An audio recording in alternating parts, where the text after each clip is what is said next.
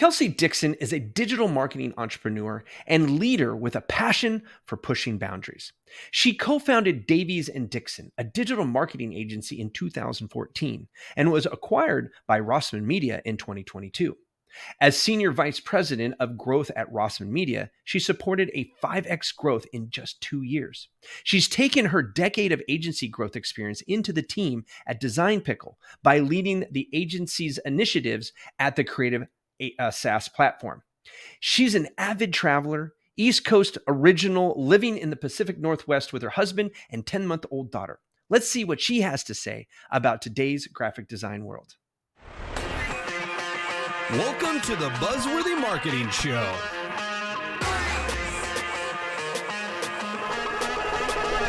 Welcome to the show, Kelsey. How you doing? Doing so well, Buzz. Thank you for having me.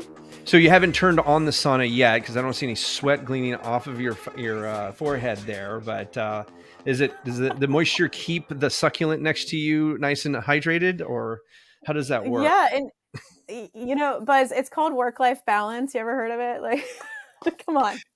If you knew me, no. Well, this is the trick. This is the key to it all. So Yes. Now it's unlocked for you. There you go. So you have a camera in every room, including the sauna. I love it. I love it. That's awesome. I was going to say where you're calling from, but I already know where you're calling from. But anywho, so as I said to the listeners in the intro, you are you're one of the growth folks over at Design Pickle. I am a big fan of Design Pickle, by the way. I was a client when I had a creative agency after I closed my creative agency and went into a marketing firm. We still had a lot of graphic design to get done, but I didn't want to have a graphic design team anymore.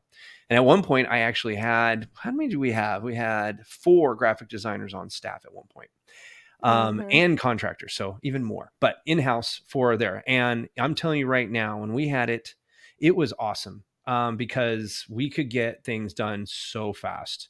As far as we were concerned, I'm sure it still took all the time in the world as graphic design, as we all know, is not just a click a couple buttons and it's pretty type of thing, as Canva would like you to believe, right? But if you want real graphic design, you need real graphic artists helping you along the way. And until we stopped doing the graphic design as one of our core products, we loved it as a tool there. So I really appreciate you taking time out of your busy schedule to talk to us. And what we want to talk about today is, with all of the things that are happening with AI and all these other things, right? And your experience as an agency owner, multi times over technically. I mean, even with Rossman Media, I mean, you were part of the leadership right there, right? And so there was a mindset around like, to graphic design, not to graphic design type of thing. What is your point of view right now of like where graphic design is moving towards here in the next, say, maybe 3 to 5 years with the advent of AI and all these other tools that are out there? Yeah. Great questions. Love the background. We already heard about you as a client because you were one of those No, I'm just kidding. When I came on board, they're like, you got to know about this guy. No, part of my training. No, it's great. And I fully agree with you. And that was the reason that turned me on to want to work with this team here at Design Pickle too. Have a decade of agency experience and very much was in the trenches of the ebbs and flow that come along with the creative services and the needs that clients have. So yes, with the introduction of AI and technology and new ways to essentially create that exist in today's world, we're certainly going to see an evolution of how that's either integrated, incorporated, or I don't know, the scary word, replace some of these functions, right?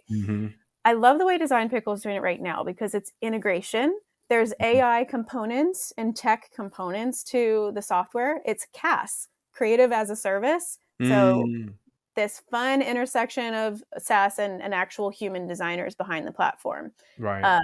And the AI components are really meant to help assist in creative brief production and inspiration behind images.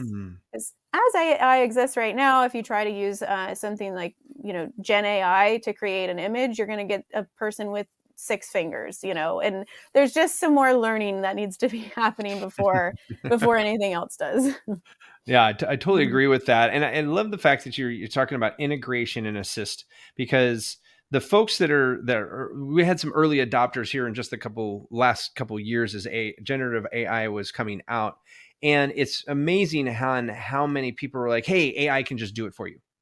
Right. Mm-hmm. And I Yeah. remember just this year still, I was test marketing some of those. It's good enough now that it can do it for you. Like they're always trying to convince us, as marketing firm owners, as a marketer, it's like you're always looking for ways to get things done better and faster.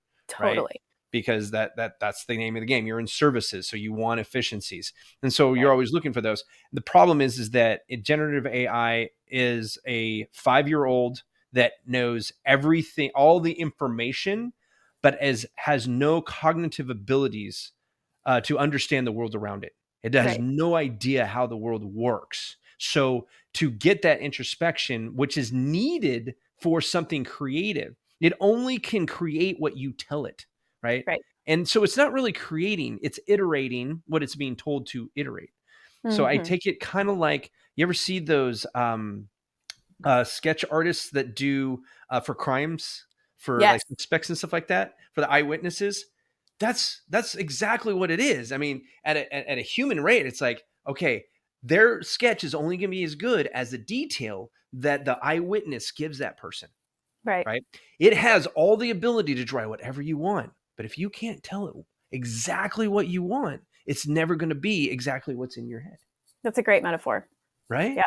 Mm-hmm. And so, with that said, I think that a lot of people are going to spend a lot of time, energy, and money failing at trying to have generative AI for at least, I would even say, the next 2 to maybe 3 years to a point where you could just sit there and go, "Hey, make me a business card. Right. Here's Yeah. here are the 5 selling points. Here is my avatar, my ICP, and here's our logo. Go make a white paper, 24-page white paper with graphics and blah blah blah blah blah, and go, right." And like the creative brief is Mm-hmm. done in a minute, right? Right. Today, I was just talking to a gentleman today who owns a human only content marketing firm. So they use AI when they first started, they're like, well, let's try to use it. Like all of us were like, how do we use it? And they found it was taking them longer to teach the AI how to write in a certain voice than it Sure. was to just write the darn thing.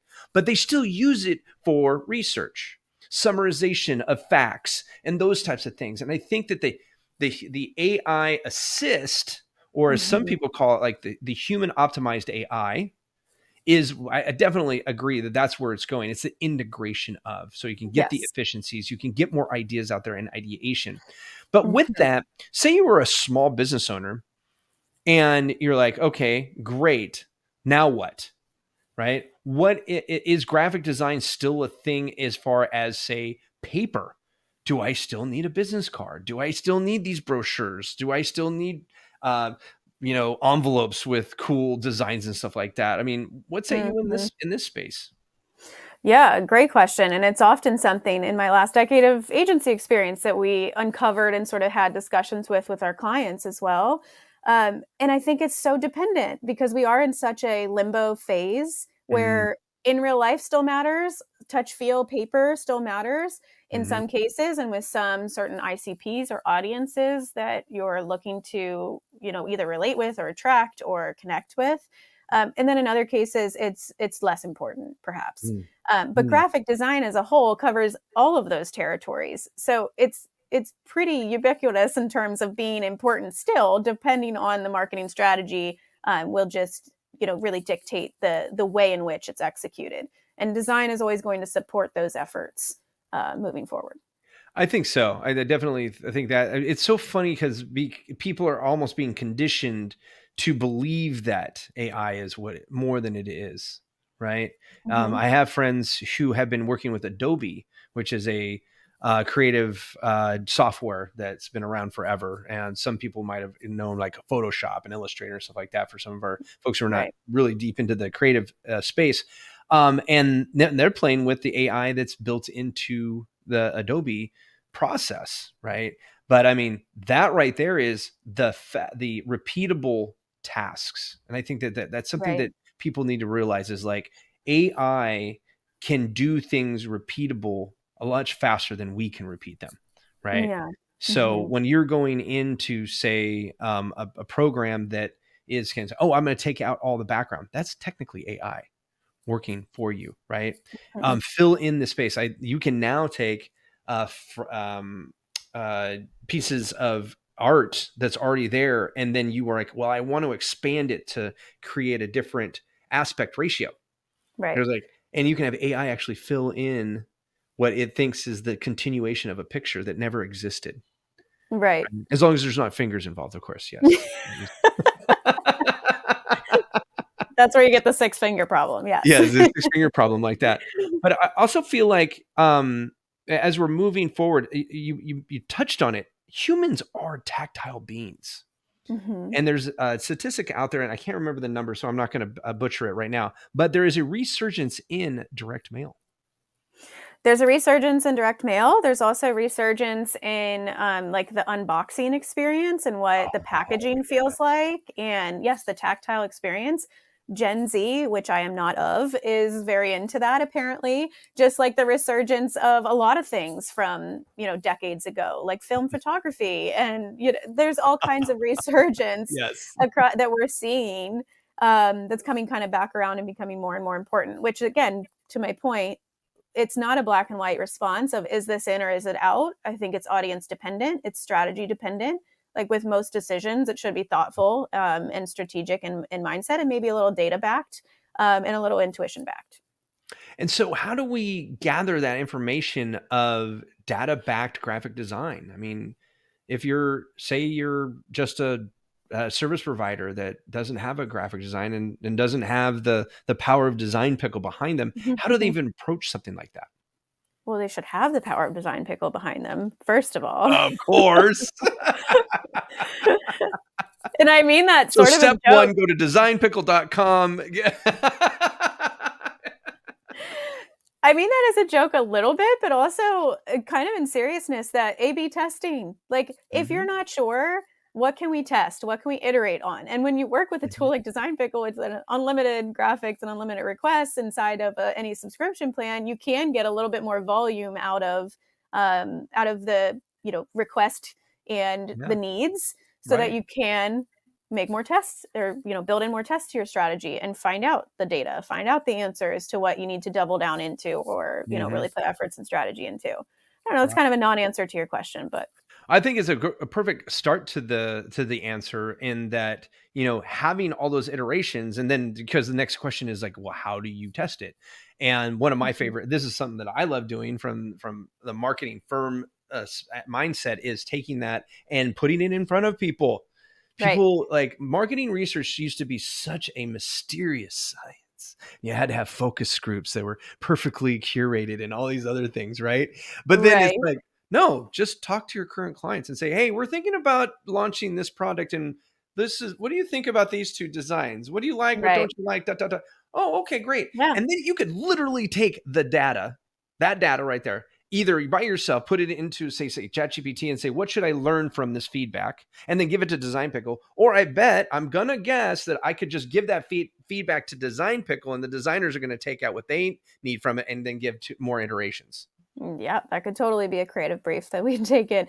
But I mean, and to your point, what I'm hearing from that too is we're almost in an age where we have too much information. We have too much data that we overthink everything, when there is like a lot of times a very simple conversation, simple A/B test that could be had and give us some answers, at least to run with initially. Right.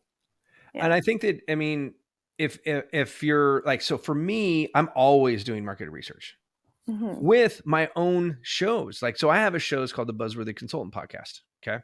I only have consultants on that, business consultants on that show, right? Because our target market of like who we serve are B2B consultants and fractionals and service providers, right? And so if I'm talking to them constantly and getting that information, I can take those recordings and over 100 of those conversations and have AI chew all that stuff up for me. Now, does that design anything for me? No. But does it give me ideas of what to design?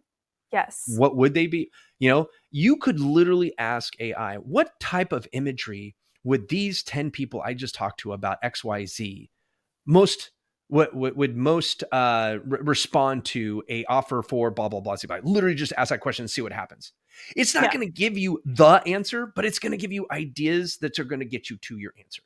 Yeah. And I think that people just, they need to realize that AI is the 60% step, right? You're going to get maybe 60, maybe 70%. You got it. The human element is going to get you to the 100% mark, right? And graphic design is probably flipped, probably going to get you to the 30, 40% mark. And then human ingenuity and creativity is going to get you the rest of the way. But at least you're not starting with a blank page, because that's, I mean, I bet you agree that's probably the worst place to start, is a blank page.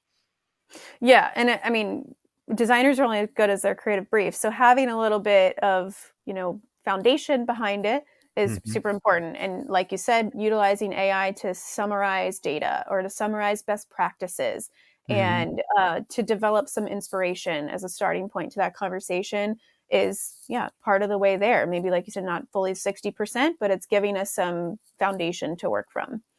And that's exactly how the tool's built. Yeah. Yes. Oh, exactly. Yeah. It's very intuitive as far as like what they need from you. And I do remember my onboarding is like, the more, the better, just give it to us all. And, but this brings me to probably our last point today, which is, regardless of whether you're using a CAS like Design Pickle, or maybe just a graphic designer in your backyard, what are the first steps, and maybe some secret, or maybe what is the secret beyond just, more is better? I mean, that's easy to say, right? But what's the secret to giving a good creative brief to a designer? Oh, good question, Buzz. Again, I think not always super black and white, maybe strategy dependent, probably industry, business dependent as well. The secret to a good creative brief, if they're speaking from an agency point of view, right? I've worked with hundreds of clients. Right. And sometimes they have a specific vision in mind, and sometimes they come from a marketing background, and that specific vision has, a marketing lens to it, which is very important for us to incorporate. And they might have strong opinions on how that vision is executed. The more detail, the better is great in those types of scenarios, so that then the vision can be executed similarly or almost exact on point. In that scenario, a creative brief with lots of detail is the secret to success. In another vein, if there's testing, if there's iteration, if we're like in the very early stages of initiating a strategy, leaning on a graphic designer to be able to have creative liberties can be really important. And in some scenarios, rarely did I ever work with clients that didn't know what they were talking about. Rarely, that never happens. But there are some scenarios where you need to let the experts be the expert in that case and help guide a creative brief by saying and giving those creative liberties over to the experts and saying, here's what I need. Here's the copy that needs to be included. Here's what I'm looking to achieve. Give me 4 or 5 iterations of this, and then we'll chat. We'll discuss. So that's kind of both ends of the spectrum in the sense of, if we could label a secret for a creative brief, that would be it.